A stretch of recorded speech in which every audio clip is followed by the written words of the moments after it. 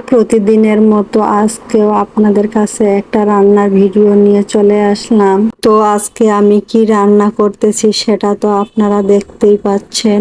আজকে আমি রান্না করতেছি ভুনা খিচুড়ি, সঙ্গে থাকবে বেগুন ভাজা আর তেলাপিয়া মাছ ভাজা। আজকে তো আমি রান্নার ভিডিওটা দিবই, আর এই ভিডিওতে কিছু কথা বলবো।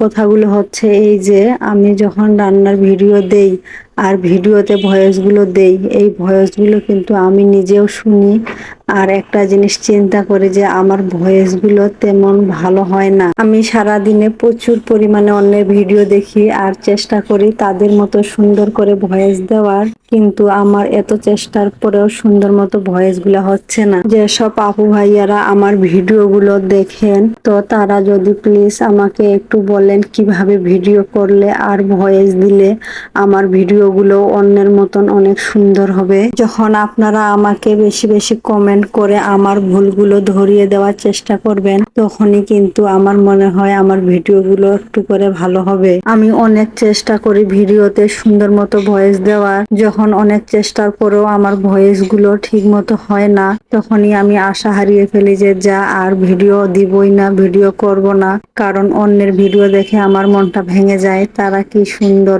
ভিডিও দে, ভয়েস দে, আর আমি তাদের মতো পারতেছি না। কেন পারতেছি না? আমার মাথা কাজই করতে চায় না যে আমি কেন পারতেছি না, কেন পারতেছি না। বারবার শুধু আমার মাথায় একটা কথাই ঘুরে যে অন্যরা যদি পারে তাহলে আমি কেন পারবো না, আমার কেন হচ্ছে না। মানুষের মুখে একটা কথাই শুনি যে ধৈর্যের ফল নাকি অনেক মিষ্টি হয়। তো দেখা যাক, আমিও ধৈর্য ধরে থাকি, কবে আমার ভয়েসটা অন্যদের মতো সুন্দর হয়। চেষ্টা করলে মানুষ পারে না এমন কিছুই এই পৃথিবীতে নেই। চেষ্টা করলে মানুষ একদিন ঠিকই সফলতা লাভ করে। এই পৃথিবীর বুকে মানুষ কতই অসাধ্য সাধন করতেছে, আর আমি সামান্য একটু ভিডিওতে কথা বলবো, এটা পারবো না তা কি হয়? আমি আজ থেকে আরো বেশি বেশি করে চেষ্টা করব। আর সব সময় একটা জিনিস মাথায় রাখবো যে আমাকে আমার ভয়েসটা সুন্দর করতেই হবে।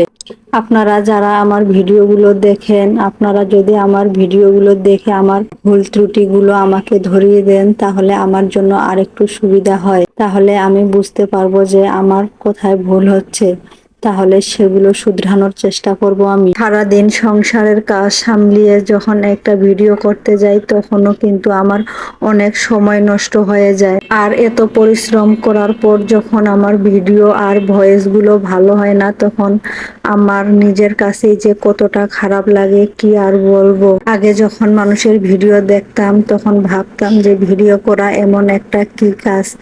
এখন আমি হাড়ে হাড়ে বুঝতে পারি যে ভিডিও করা, ভিডিও এডিট করা, কাটা, তারপর একটা ভিডিও সম্পূর্ণভাবে রেডি করা যে কত কষ্টকর কাজ। আসলে অনেক কষ্টের কাজ।